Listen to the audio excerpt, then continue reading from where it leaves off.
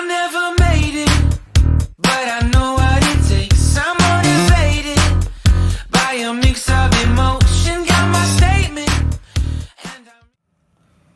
Aquí tenemos un pequeño ejercicio de rectas paralelas cortadas por una transversal.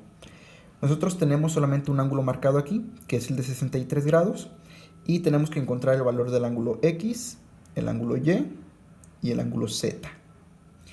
Ahora, nosotros podemos utilizar las propiedades que aprendimos en el video anterior de rectas paralelas cortadas con una transversal. Lo que podemos identificar es lo siguiente. Por ejemplo, este ángulo mide 63 grados. El ángulo que esté opuesto al vértice, recordando esa propiedad, tiene que ser igual a ese ángulo. Entonces, el ángulo que está opuesto al vértice del ángulo de 63 grados es el ángulo Y. Por lo tanto, el ángulo Y medirá también 63 grados. Ahora, el ángulo Z.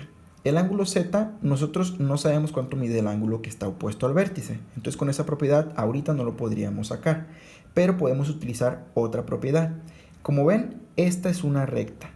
Por lo tanto, esto que está aquí marcado es un ángulo llano, es un ángulo de 180 grados, porque siempre que tengamos una recta, vamos a tener un ángulo de 180 grados. Entonces, es decir, esos ángulos son suplementarios. El ángulo de 63 grados y el ángulo Z son suplementarios, porque como hayamos visto anteriormente, los ángulos suplementarios son los que forman ángulos de 180 grados. Entonces, lo que tenemos que hacer es buscar la diferencia. ¿Cuántos nos falta para llegar a los 180 grados? O haciendo una resta de 180 menos 63, y encontraríamos que el ángulo Z es igual a 117 grados. Entonces ya tenemos el ángulo Z y también tenemos el ángulo Y. Nos falta el ángulo X. Nosotros habíamos aprendido que los ángulos que son alternos y externos son iguales entre sí. Entonces, estos dos ángulos están externos y ya los conocemos. Y el ángulo X está externo y ya lo conocemos.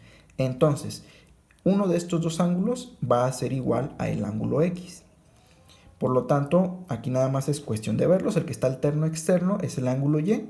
Entonces, el ángulo Y es igual al ángulo X. Por lo tanto, el ángulo X medirá también 63 grados. Y así queda la respuesta de este pequeño ejercicio. I never made it, but I know